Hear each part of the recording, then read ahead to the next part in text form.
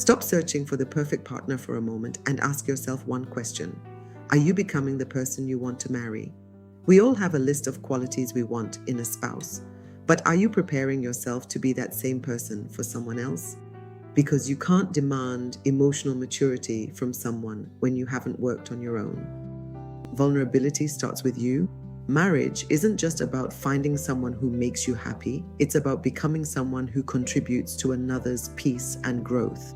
That preparation starts before the wedding. Learn how to listen, how to apologize, and how to give without keeping score. Are you becoming someone would be grateful to marry? Let's talk in the comments. And as always, be optimistic. Get ready to be the person you want to marry. Hello, how has your day been so far? I hope today has given you something to smile about. And if it hasn't, that's okay too. We don't have happy days all the time. Some days challenge us, some days teach us, and some days simply remind us that we have to keep going. Whatever today has brought your way, I hope you remember that you will be fine. Welcome to my optimistic page once again. I'm more than happy to share another conversation with you. As always, I like to speak my mind, and I will still speak more. I'm not a sweet talker, I'm a realist. Everything I share here comes from real life, personal experiences, observations, and experiences shared by other people.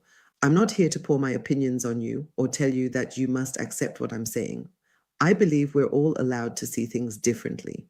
What matters to me is that we can have an open minded and meaningful conversation, listen to each other, and hopefully learn something along the way.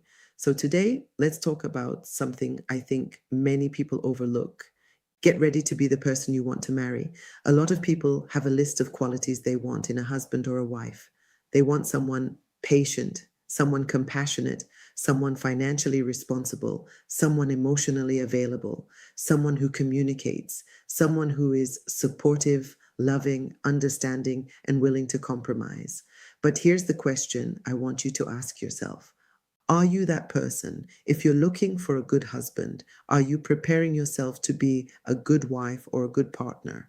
If you're looking for a good wife, are you preparing yourself to be a good husband or a good partner? Because sometimes we spend so much time searching for qualities in another person that we forget to develop those same qualities in ourselves. You cannot keep demanding emotional maturity from someone when you have never worked on your own emotional maturity. You cannot demand vulnerability from someone when you refuse to be vulnerable yourself. You cannot ask someone to understand your background while refusing to understand theirs. And this is where relationships become complicated. We're coming from different homes, different cultures, different parenting styles, different experiences, and different ideas about what love even means.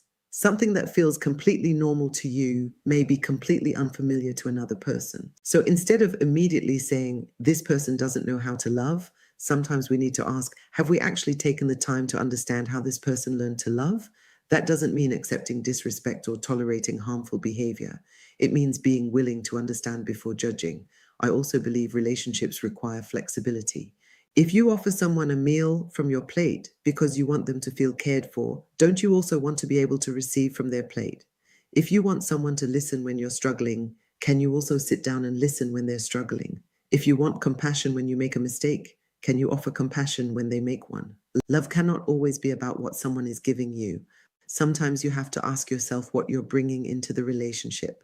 Some people believe you have to be tough all the time to be respected. I don't believe that. Sometimes people don't need your toughness. Sometimes they need you to be human. They need a safe place to speak.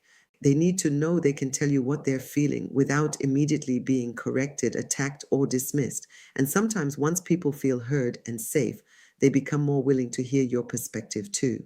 That's where vulnerability becomes powerful. You don't always have to prove that you're right. Sometimes humility is more powerful than being right. And let's talk about marriage for a moment. Before you say, I want to get married, ask yourself whether you are actually prepared to live with another human being, not an imaginary perfect person, a real person, someone who will have bad days, someone who will have opinions different from yours, someone who will make mistakes, someone who will come from a completely different background, someone who may love differently from the way you do.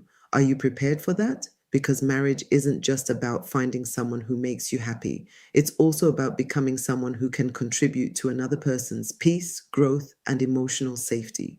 And that preparation starts before the wedding. Work on your communication, work on your emotional maturity, learn how to apologize, learn how to listen, learn how to disagree without destroying someone, learn how to be vulnerable, learn how to give without keeping score, learn how to receive without feeling entitled, and most importantly, remain optimistic.